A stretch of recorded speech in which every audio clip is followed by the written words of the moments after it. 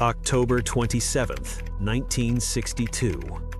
The world is closer to nuclear war than it has ever been before and ever will be again. American and Soviet leaders are waiting. Radars are watching. Bombers are fueled. But the most dangerous place on Earth is not Washington, not Moscow. It is a Soviet submarine trapped deep underwater near the coast of Cuba. Inside that submarine, 3 men are about to decide the fate of the world.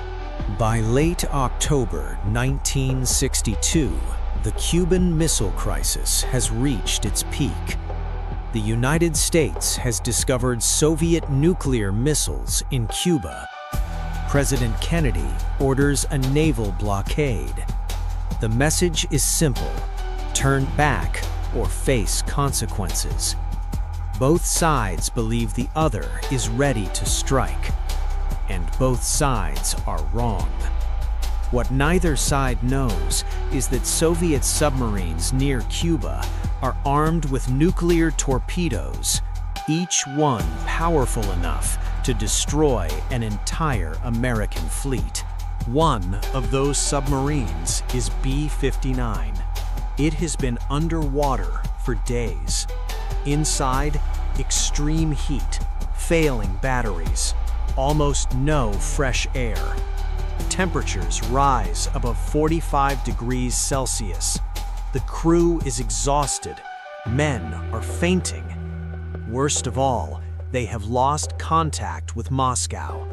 They do not know if war has started. Then it happens. The Americans find them.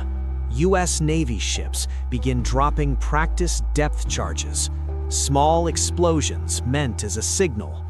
But to the crew of B-59, it sounds like the beginning of World War III. On board B-59 is a nuclear torpedo. To launch it, 3 officers must agree. The captain believes the war has already begun. The political officer agrees. In his mind, it is better to die fighting than surrender. The submarine prepares the torpedo. 2 votes are ready. 1 more, and the missile launches. The third man is Vasili Arkhipov. He is not the captain. He is not the loudest voice in the room. But he is the flotilla commander, and without his approval, the torpedo cannot be fired. Arkhipov does not shout. He does not panic.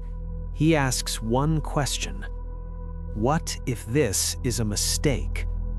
There is no confirmation from Moscow, no official order, only fear. Arkhipov refuses. He argues. He insists they surface. He forces a delay. Minutes pass. Eventually, the submarine rises. The torpedo is never launched. If that torpedo had been fired, it would have destroyed an American aircraft carrier. The U.S. Navy would have responded with nuclear weapons. The Soviet Union would have retaliated. Within hours, Europe would have been hit. American cities would burn. Soviet cities would vanish. There would be no winners, no history books, just silence. The Cuban Missile Crisis ends days later. Kennedy and Khrushchev step back from the edge. The world never learns how close it came. Arkhipov is not celebrated. He is not rewarded. His actions remain classified for decades. The man who saved the world returns home, almost forgotten. History remembers presidents. History remembers generals. But sometimes the fate of humanity rests with someone who simply says no. Not because he is certain, but because he is not. And that doubt is why you are alive today.